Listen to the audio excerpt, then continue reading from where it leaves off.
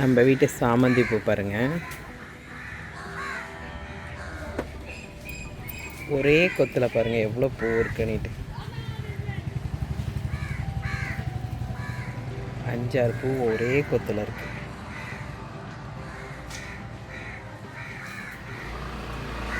எல்லாத்தையும் இப்போ கட் பண்ணணும். Purple colour, dark pink, orange with sandal colour, light pink. இதுவும் அதே ஒரு கொத்தில் தாங்க அவ்வளோ பூ பூக்குது, அப்படியே இறுக்கமாக பூக்குது.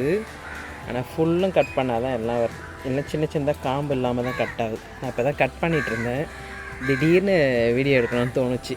பூ கட் பண்ணிட்ட பிறகு காட்ட முடியாது இல்லையா, அதனால் பூ அழகாக இருக்குது கலர்ஃபுல்லான்னுட்டு உங்களுக்கு காட்டணுன்றதுக்காகவே இப்போ பிரிச்சிட்ருக்கேன். இதெல்லாம் கொஞ்சம் குட்டியாக இருக்குன்னுட்டு விட்டுருக்கேன், நெக்ஸ்ட் டைம் கொஞ்சம் படைக்கிறதுக்குன்னு.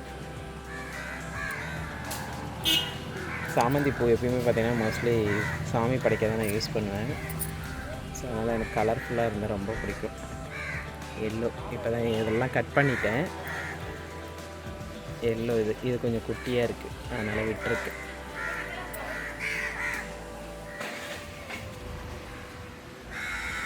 டாலியா பூத்துச்சு, பர்பிள் கலர், இதோட 2 கலர் எடுத்துகிட்டேன் நான். இது அடுத்தது வந்துட்டு இங்கே பாருங்கள், பர்பிள் கலர் பூக்குது, இந்த கலரும் பூத்துட்ருக்கு. நிறைய மொட்டு இருக்குது, இங்கே இருக்குது, இங்கே இருக்குது, இங்கே இருக்குது, இது இங்கே உள்ள இந்த இதுலேயே 2 இருக்குது, இங்கே ஒன்று இருக்குது. இதெல்லாம் அடுத்தது வந்துட்டுருக்கு. இதில் ஒரு பூ கட் பண்ணியாச்சு, பாப்பா அவசரப்பட்டு கட் பண்ணிட்டான்.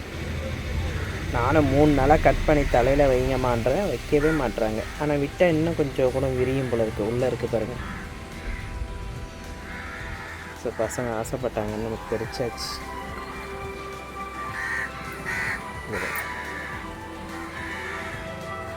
சூப்பராக இருக்குது.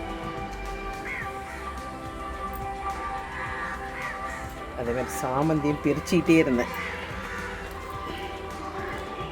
இருந்ததுனால தான் திடீர்னு வீடியோ எடுக்கணும்னு தோணுச்சு. இவ்வளோ பூ பூத்துச்சிங்க நம்ம வீட்டு தோட்டத்தில். இன்னும் கொஞ்சம் இதெல்லாம் பெரிக்கணும்,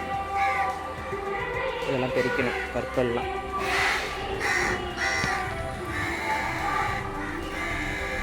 இது கட் பண்ணும்போது காம்பு இருக்க மாட்டேது, ஏன்னா ஒரே கொத்தில் நிறைய பூக்குது இல்லையா, அதனால் காம்பு வரமாட்டேங்குது.